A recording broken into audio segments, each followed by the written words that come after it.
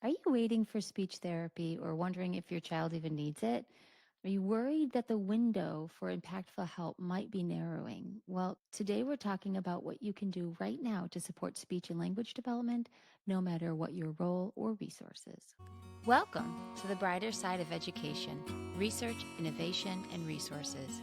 I'm your host, Dr. Lisa Hassler, here to enlighten and brighten the classrooms in America through focused conversation on important topics in education. What are the variables, and how can we duplicate it to maximize student outcomes? If you've ever been told to wait and see while your child struggles to communicate, you're not alone. For many families and teachers, the most frustrating part of navigating speech therapy is simply getting started. Long wait lists and delayed intervention have become widespread barriers, especially during the early years when children are not only learning how to talk, but learning how to read. And according to the CDC, nearly 8% of children ages 3 to 17 have a communication disorder, with speech problems being the most common. Children with speech sound disorders are at a higher risk for reading difficulties due to the challenges with phonological awareness, an essential skill for decoding and fluency. A 2020 study in the Journal of Speech, Language, and Hearing Research found that persistent speech issues in early childhood strongly predict later literacy struggles. And while early intervention has proven benefits, many families are forced to wait, sometimes for months or years, and educators are left trying to support students without adequate tools or resources. So, what can we do when the system can't keep up? Well, today's guest brings us an empowering research backed approach to supporting communication skills through something every child understands: play. Dinalynn Rosenbush is a certified speech language pathologist and the host of the Language of Play podcast. With years of experience in schools and private practice, she saw a growing need to help families bridge the gap when services were delayed or even unavailable. Through her podcast and workshops, she equips adults with tools that they can use to nurture communication naturally through playing connection. Her work is research informed, practical, and full of heart. Welcome, Dinalynn. I am so excited that you are here. I look forward to this exciting conversation we're about to have. Thank you, Dr. Lisa. It's a joy to be here and a privilege and an honor. The Brighter Side of Education is a fantastic podcast. I'm glad you're doing it. So I'm really glad to be here. And you too, which we're going to dive right into.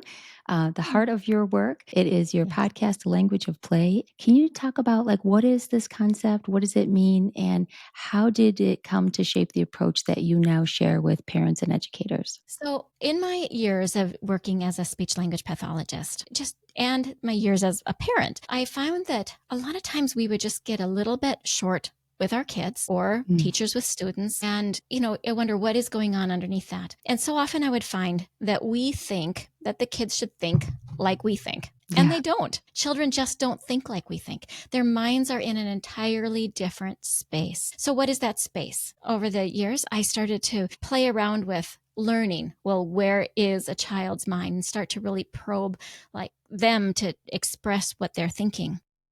And what I find is that children are perpetually in this state of curiosity. They're always looking at the world as discovery. And when you're talking about young kids, sometimes what you tell them in one room, they don't know if it's the same in the next room.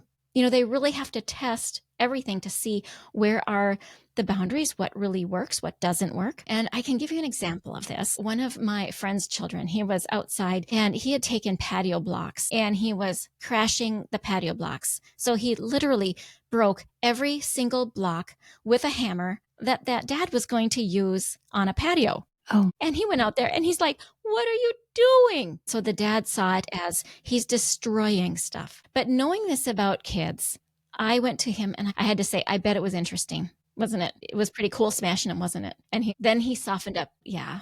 And then once he softened up, I started asking, what was it like for you? And what he said was, they make different sounds. So he had just been in music class where they were hitting mallets and blocks, and he would find that different size blocks had different sounds. He saw these patio blocks, so he went and got a hammer and he hit it to see if they would be different sounds. And indeed, when he broke the patio block, he would hit the smaller block and he'd hit the bigger block because it's now broken. So there's two different sizes and they were different sounds. So then he just kept on hitting them, listening to the sound that they'd make. Now, this child was not being destructive intentionally. This child was exploring. This child was curious, but the outcome was a problem. And so the language of play really has to do with parents and educators learning how we can communicate with children in the ways they think about the world. So if we can validate this idea that they are coming from curiosity and then ask them about their experience, we might find things to be a lot different than what it looks like on the surface. And then when we do that, we can come up with language that will help them know what they can do next.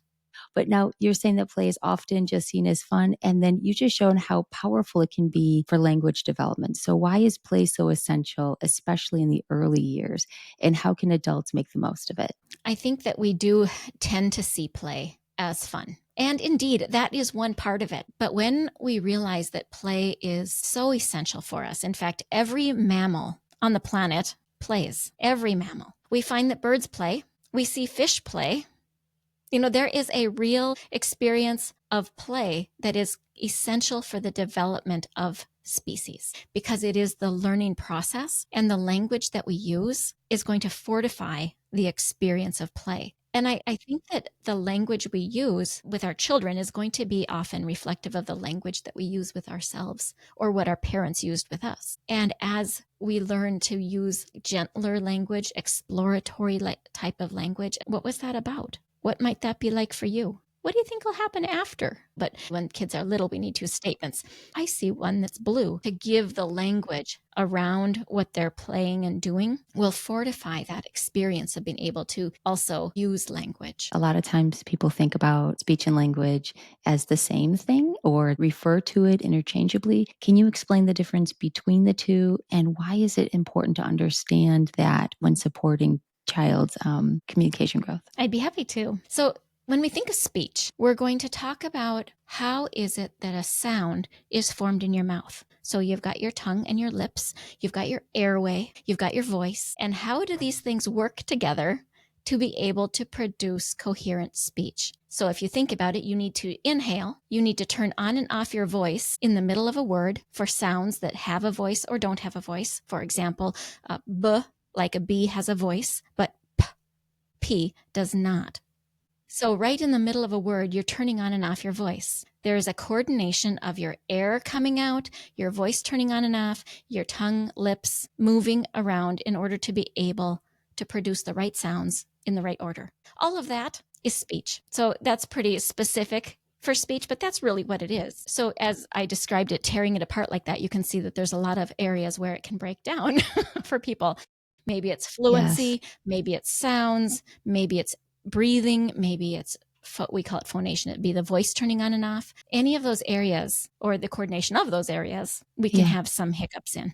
All of that is the speech component. Now, let's talk about language as something different. Language, so after we say those sounds, then we put them into words. And maybe the words are going to be sign language words. So even if we're not using our speech, but it's words. And so we can take words and put words together to make sentences. And then those sentences are going to change meaning by changing a word. And words change meaning even by just changing a sound. So if I just say the word cat and I add an S at the end, it changes the meaning, doesn't it? So the Yes. image you have in your mind, if I say cat, is different than cats. So language is the nuanced difference that happens for meaning and expression and understanding that happens with all your words coming together. It's also how we interact with each other. So now, when you're supporting a child's communication growth, why is that important to know the difference? Oh, yeah. So when children are struggling to be able to communicate, we sometimes say that they can't talk. And then at least that's what parents say to me. And I work with parents most of the time. And so then it's a matter of figuring out, what do you mean when you say your child can't talk? Is it speech, so you can't understand them? Or is it that they can't form words into sentences? Maybe they need more vocabulary. When we figure out whether it's speech or if it's language, then we know how to help them better. And then how well are they listening? So if we were to break language apart, we could break it apart into expressive and receptive. Expressive language would be all that comes out of you to express your thoughts and ideas. Receptive language would be comprehension, listening skills, all that is coming to you. So if we're going to break down language, where is our child struggling to talk, as parents say? And so that's something that you often, as a parent, will get into a conversation with a speech pathologist or some other educator to tease apart in order to figure out, what do we do to help our kiddos along? And this is where you do a lot of support. You received specialized training for speech therapy, yet you emphasize that everyday adults can be part of the solution. So, what are some simple ways that parents and teachers can support speech and language development? This is if they're at home or in the classroom, and if they don't have a lot of resources. Yeah. So you're right. This is the heart of what I do at the Language of Play. So when a parent comes to me and or sometimes an educator too, and they are saying to me, the speech therapist says they probably won't qualify, but what do I do? Because I want to help my child. And there is a big, big gap in the amount of kiddos that get help and the kids that need help. And so as parents, we can do a lot. And as educators, we can too. Going back to my example I was just talking about with vocabulary, if our children are saying that thing, get it, that thing, they're using non-specific pronouns. So we don't know what it and that and thing is. When we see expressions like that, we know the child needs vocabulary. If the child is just using short sentences, we know we need to give examples of how can we expand their language. If the child is having some speech sounds, then we know that we can help moms and dads to be able to help them along the way, giving them just a little bit at a time, because of course that is highly specialized. But that's not to say parents can't do it, as long as they get small pieces at a time that they're to implement. And I think that the everyday solution is really to understand how a lot of our interactions happen in ways that we are going to be able to fortify our kiddos. We do a lot of things that we don't really notice that we do. And when we become more aware of how we're talking and what examples we're giving, then we're able to shift them. And then our children will get those different models, those different examples, so that they can make those shifts in their home. What about audiobooks or something, even to be able to expose to the intonation or additional vocabulary like you were talking about? Would that work? Yeah. Oh, yeah. So real specific ideas of what parents and educators can do. If a child is saying to you that they want to go outside, have a conversation about, what will I see when I go outside? What will it feel like when I go outside? Who is going to be with us? How are we going to play? What games do you think we might play? In other words, have a full conversation of what is going to happen from all the senses. Okay.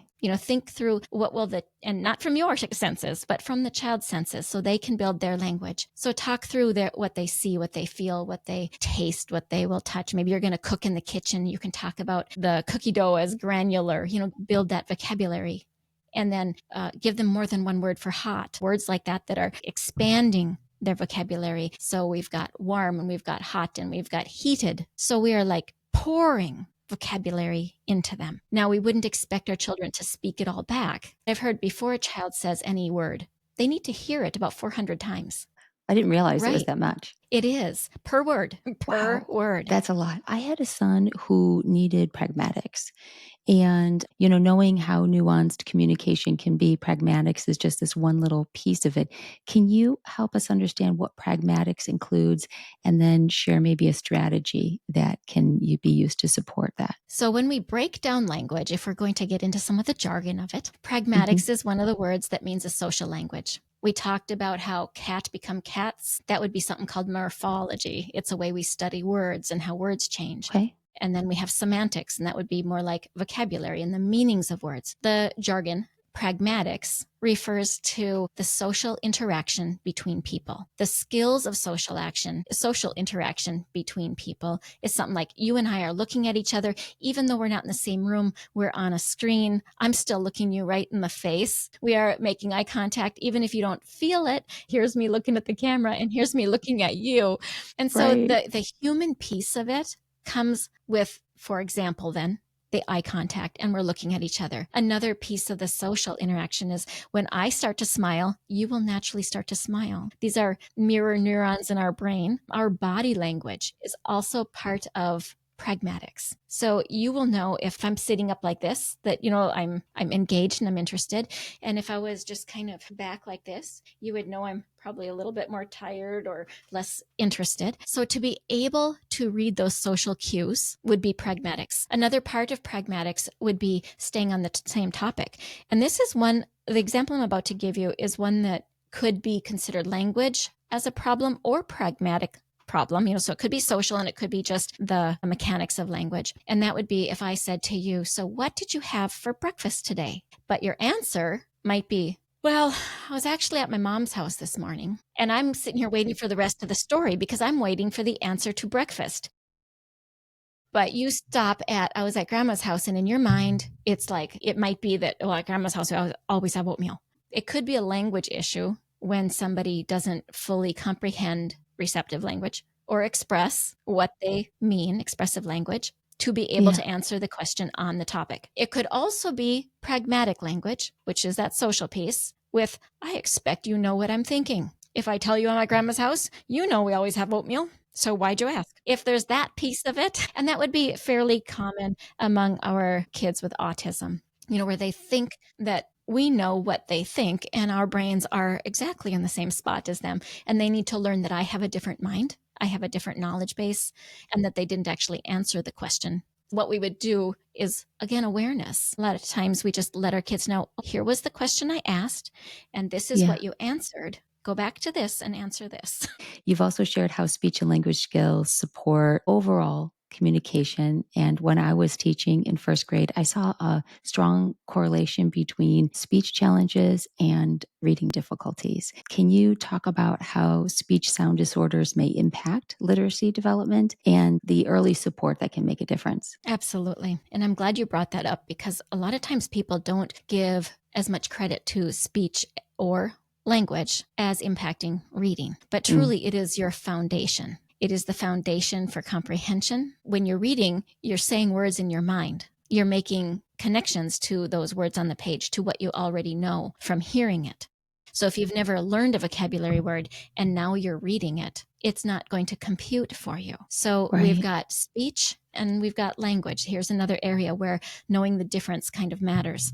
So I'll zoom out to speech first. The basic building blocks of sound we would call phonemic awareness. A lot of parents tend to start with phonological awareness, which would be pairing a symbol, such as a letter, with a sound. But prior to that, you have a sound system that is being developed in your mind. You're starting to hear sounds. You're starting to hear nuance. You're starting to hear tone changes. You're starting to hear the s at the end of cats and get a different picture in your mind.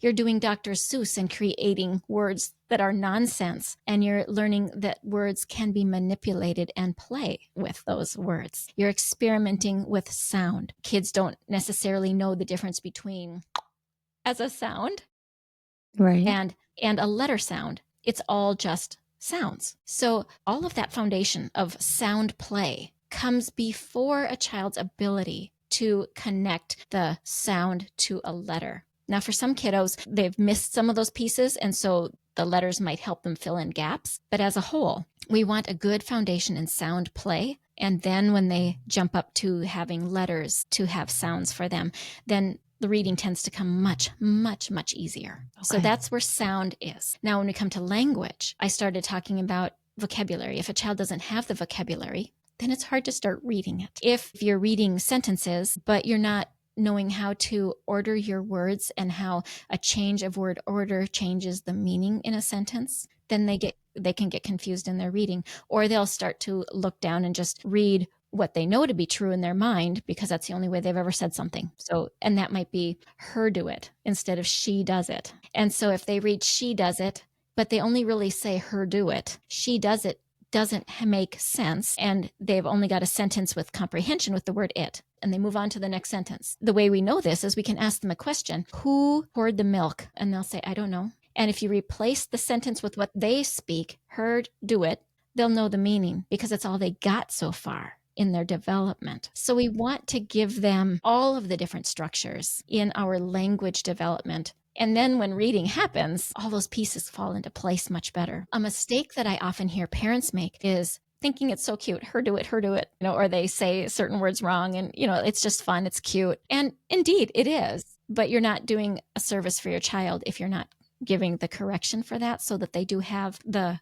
variety of ways to say everything. Because the world gives us a variety of ways to say everything. And English has multiple meaning words all over the place. So if they're not corrected and they don't ever hear it the other way, then they're not going to bring those two ideas together so that they understand it when they read it. That makes sense. Yeah. And we often think that of course they heard it, but that doesn't mean that they got it receptively. So they didn't effectively hear it. So many kids are getting these screens in their hands at such a young age.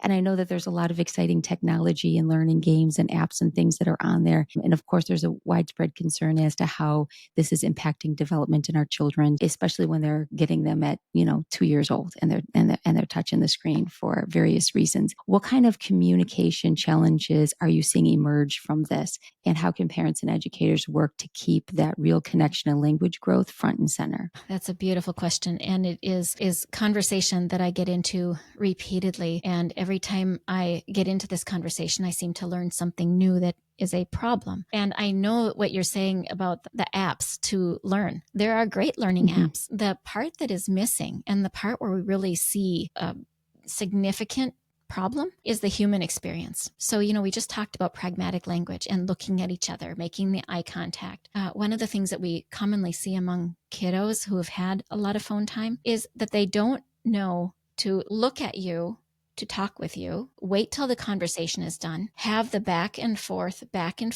It's called reciprocity in our jargon, and then have the social skills to know the end. So pragmatic language, like we talked about earlier, and all of the different conversational skill, there's a lot of issues with that these days. In fact, the CDC has said up to 40% of our kids are considered struggling, and this is the ages 3 to 10. Particularly, I see it in communication in the area of pragmatic skills. That's huge. So we do know that phones are causing some issues. Another thing that I'm seeing is that with a little bit older kids that are actually typing on the keyboard, they're using images to express a thought. And yes, a picture paints 1,000 words, doesn't it? Yes. Which is fine to sometimes use an image to express a thought. But when they regularly use an image to express a thought, they're not developing, how do I use my language skills? How do I switch up those words in the varieties of ways that we can say things? How do I understand somebody else that's talking to me when they haven't used an image to express it? If somebody else uses an image differently than I use the image, what are they really saying to me? Because they're not using actual words. Right. So let's move on from images now to kiddos that are using the text and they're texting each other. We're seeing kids are using telegraphic language. So they're just using a few words at a time, little punctuation, no capitalizations, drop things like and the, just give the main bullet points. That would be telegraphic. Yes. Okay. So they're communicating with the main points only, but not in full sentence structure. When they put down the phone and they start to talk to their peers, they're still talking in the way that they text. So we're getting issues with that too, where our kids, again, they don't know how to develop the full sentence structure. They don't know the varieties of ways that we can put words together to create sentences because they've been practicing telegraphic. They've been practicing with an image. I'm not saying that that doesn't have a place. It can, as long as when they're not using that phone, they're getting an abundance of exposure to good communication. Real life is that mom and dad are on their phone too. And so they have their work on their phone. They have their own communication things that they need to do on their phone. And so then when they get off their phone, mom and dad are less likely to want to feel like communicating because they've just done a whole lot of it. But that kid needs some chatterbox time where he practices and he listens. Because again, we do need the 400 exposures. We need the words in different sentence formats. And the kiddos need to be able to hear it enough to be able to start communicating. So those are some of the issues that I am seeing and hearing about because of over screen use. And then all the little acronyms that they use that I'm kind of like, what does that mean? That too. I didn't even say that, like TTYL, talk to you later.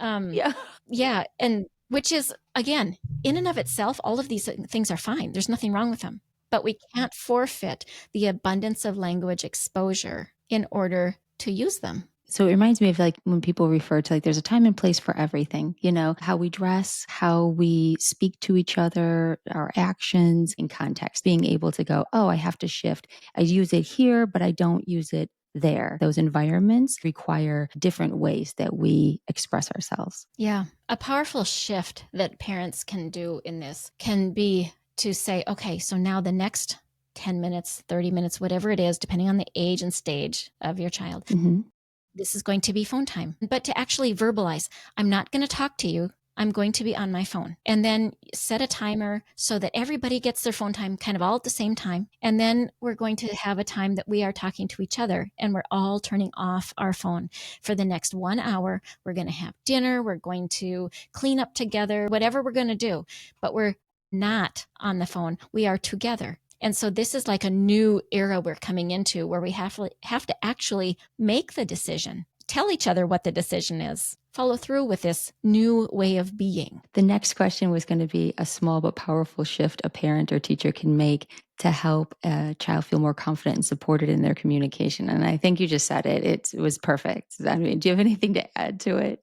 I think that if I was to add something for confidence and supportedness, I would add to stay curious. And if curiosity has gotten away from you in the stresses of life, return. Become curious and use it for yourself and your kids. If we remember to be curious, we can also remember that all behavior is actually communication. And it's up to us then to help our kids to find the words. Well, thank you for your time, all of your expertise in this. I really like the way that you use play and that connection to help us understand how we can be noticing more and helping our children grow in these areas and the power that we have as adults in their lives to be able to impact their communication process so positively. So very grateful that you're here and for your insight. Thank you very much. Really, really glad to be here. What is the way that listeners can get a hold of you after they listen to this or be able to tune into your podcast? Thank you.